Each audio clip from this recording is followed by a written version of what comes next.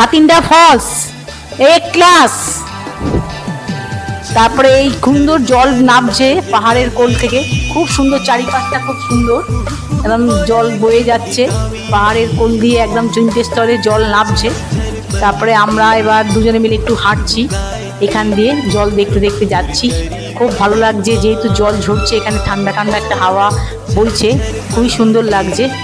এবার আমি খানিকক্ষণ দাঁড়িয়েও গেলাম, জল দেখছি, খুব ভালো লাগছে। এবং শুধু দেখা তো নয়, মানে মন যেন ভরে যাচ্ছে, এখানে এত সুন্দর জল, প্রকৃতি সুন্দরভাবে সাজিয়ে দিয়েছে, চারিদিকটা পাহাড়, এবার গাছপালাও আছে, জল সুন্দরভাবে সজিয়েছে, সাদা ফেনা একদম মতন লাগছে, এত ভালো লাগছে দেখতে।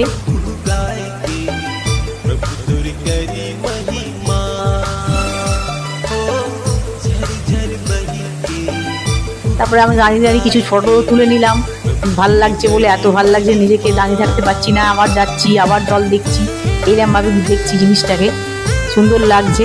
তারপরে আবার আমরা একটুখানি মনে হয় যে এত সুন্দরভাবে জল বইছে, অন্য সময় তো নিশ্চয়ই জল বয়, বর্ষাকালে আরও ভালোভাবে সুন্দর প্রাকৃতিক দৃশ্য আরও ভালো লাগে দেখতে।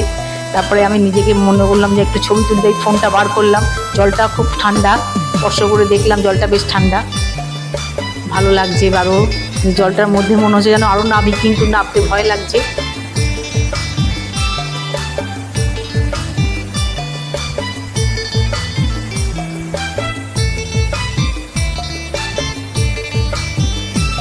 জল নিজের গতিতে বয়ে চলেছে, আমি আবার যাচ্ছি, সেলফি তুলছি নিজে।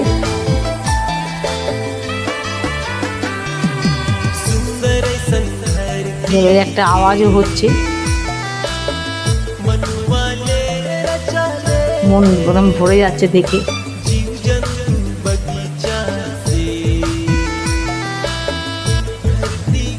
সেলফি তুললাম অনেকগুলো।